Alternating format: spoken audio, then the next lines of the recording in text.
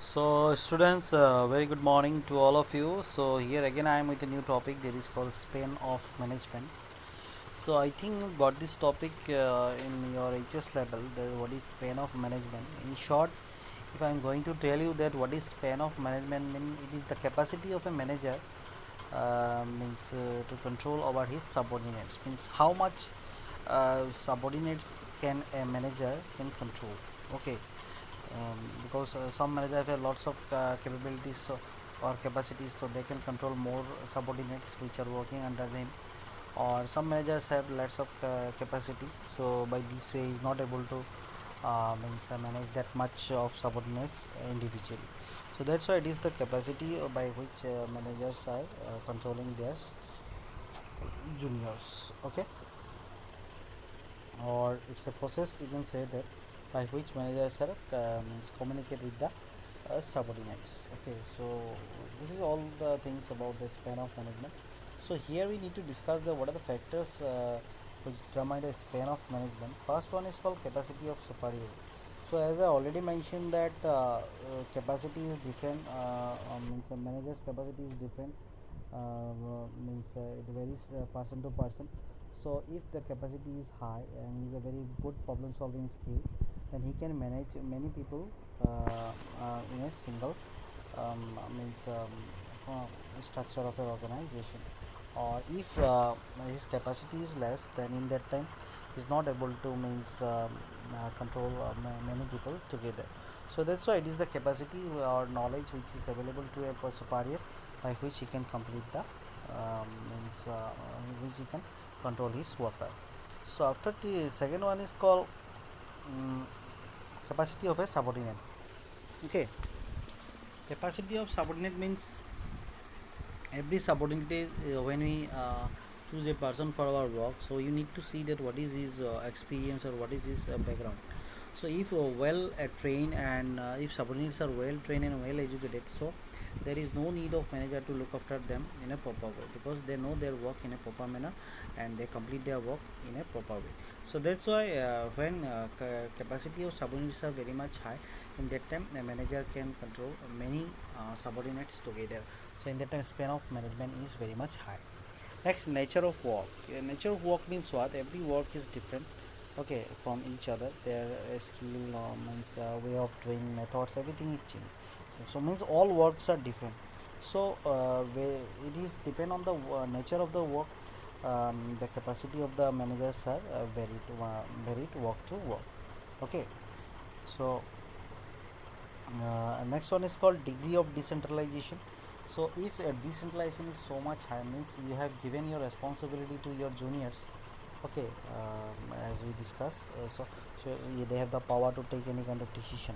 So in that case you can control many or means subordinates together, because many of your work has done or decisions has taken by your juniors. So the span of management is very much high on that degree of decentralization. When every decision is taken by you, means decentralization degree is very less.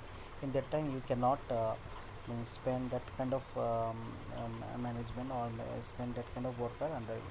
So under next one is called planning. Is if planning part is given to the lower level of management, so they can um, automatically solve their problems, or they can take any decision, or they can make their own plan. So in that time managers no need to take that much of burden, and he can control many people together. But if this also means taken by managers, so in that time they will face some problem, means the span of management is very much less, and on the opposite it is very wider. Next, staff assistant. Staff assistant means what? As we know, manager have to look after every worker, but in these days in modern working system, for look after the worker, some assistants are appointed which are assisting the workers in their work. Okay, means it's like means helper. It's like a helper who helping in their work.